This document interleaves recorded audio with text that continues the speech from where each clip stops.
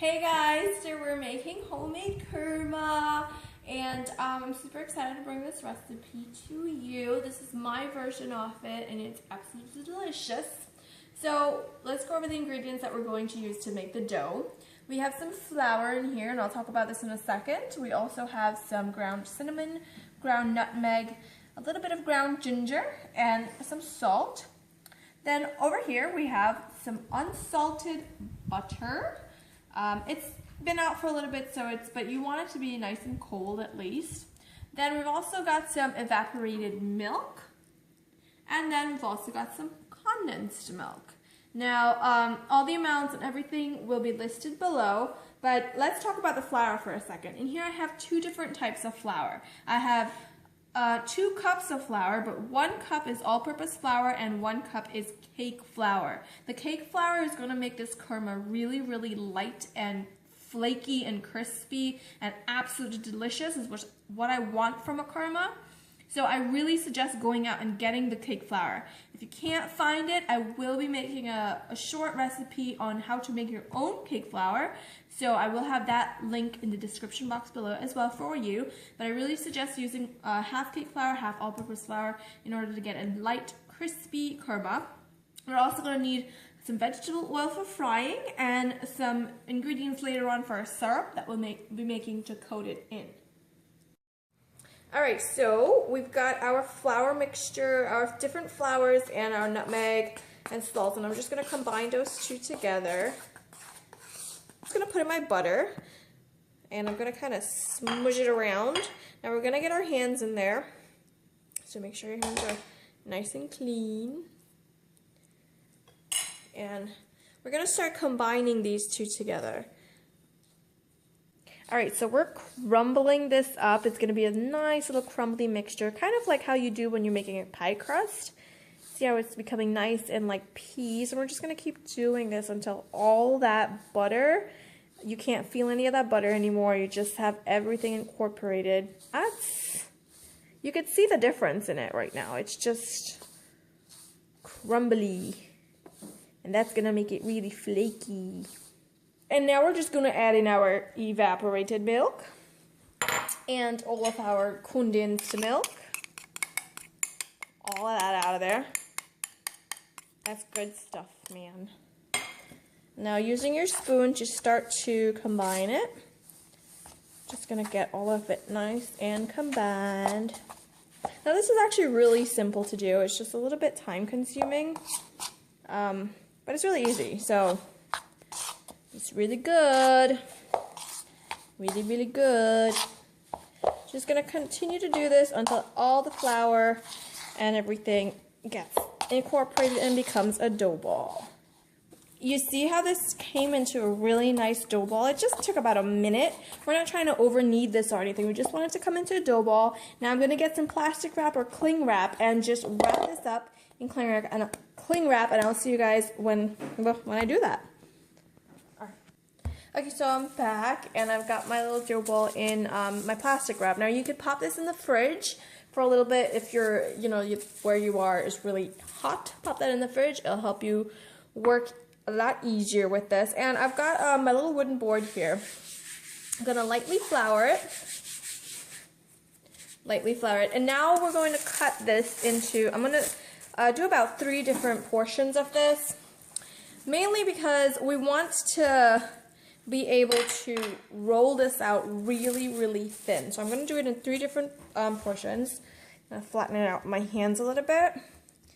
And then I'm going to get my rolling pin and roll this out really thin. We want it to be thin enough to where you could flour your rolling pin if you need to. You don't want to put too much flour, but you do want to make sure that nothing sticks, and it's really not that sticky. You shouldn't have that much of a problem. Just make sure you got a little bit of flour, and you should be good to go. Maybe I need a little bit more. So I'm going to roll this out really, really thin, as you can get it without it being completely see-through or tearing or anything. But press down and make sure that it's as thin as you can get it. Now that was just a third of my dough, and you see how much I'm able to stretch this out. It's really, really thin. You can almost see my fingers under there. So that's a good indication that I'm done with this. But you want to make sure that all the corner pieces, which is usually thicker, but you want to make sure that those are all rolled out perfectly. And you want to make sure that you're getting your vegetable oil to come up to temperature. You want to put it on medium heat and cook that through. Now you're going to get your knife. If you need to, just lightly flour the tip of your knife, and you can cut off all the edges there. But I'm just going to go ahead and cut this into strips, thin strips like so.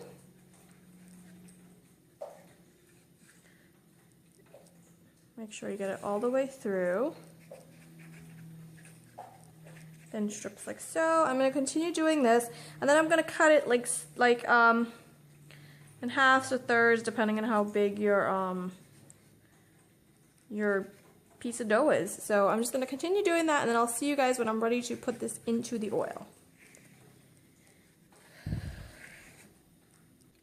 Alright, so I've got some vegetable oil that has come up to temperature. It's nice and warm. Just take the back of a wooden spoon, and I'm seeing bubbles, but if you just want to know if your temperature is right, just take the back of a wooden spoon, place it at the bottom. When you start seeing bubbles, then you know it's ready. So this is how thin. I hope that you can see how thin this is rolled out. It's very, very thin. I'm just going to pop it in my hot oil.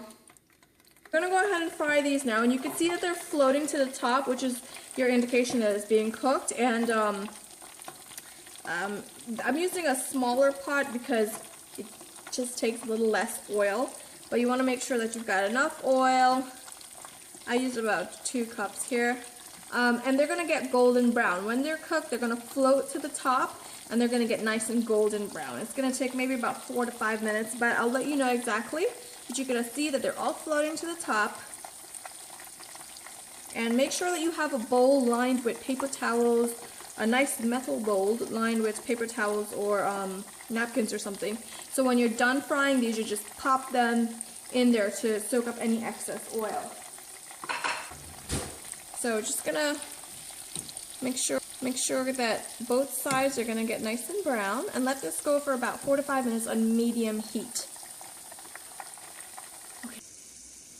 Alright, so I'm taking my first batch out of my pot of oil, and I'm putting it into, you see, a metal bowl with some napkins or paper towels at the bottom of it, just to absorb any extra oil. I'm onto my second batch now. Now you don't want to overcrowd your pan, but you could put a good amount in there. As you can see, I probably have about 10 to 15 in a small pot.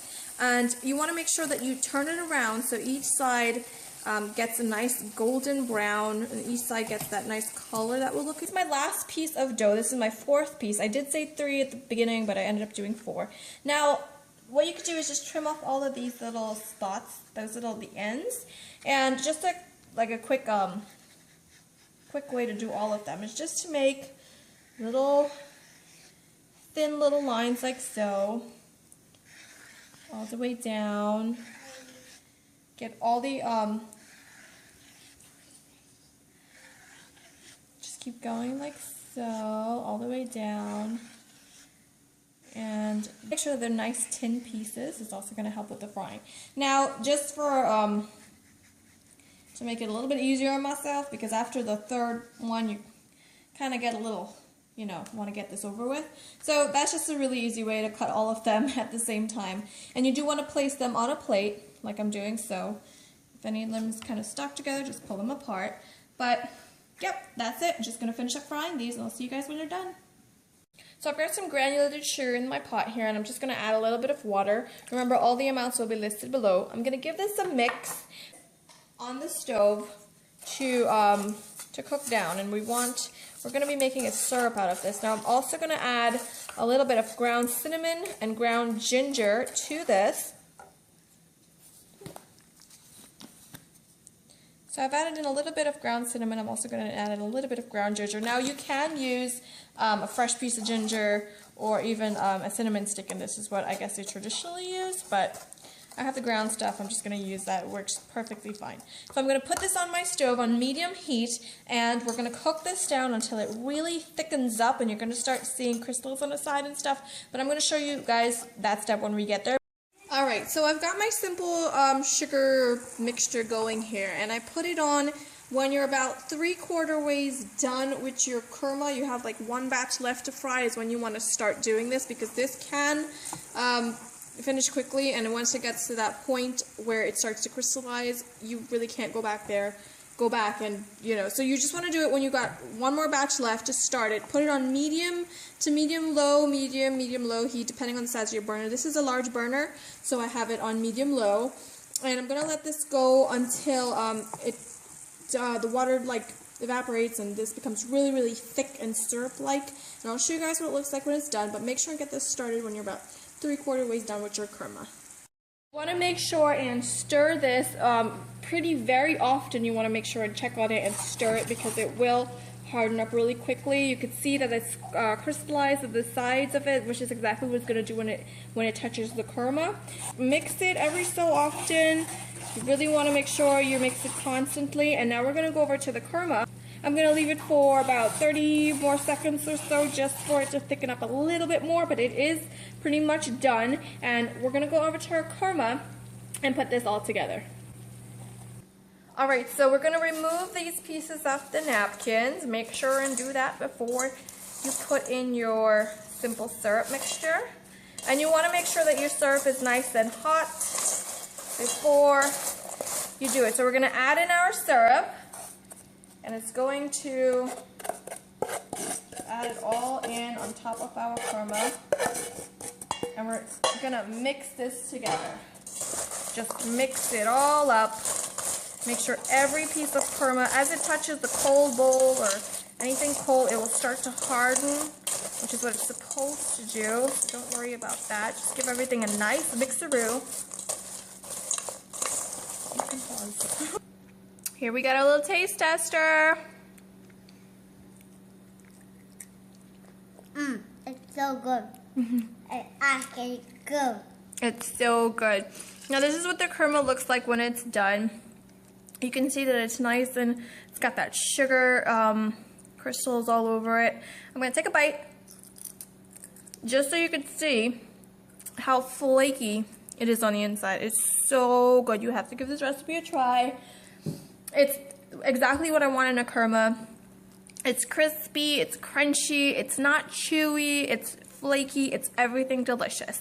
I hope that you guys enjoy this recipe, and I'll see you guys next time. Thanks for watching. Bye!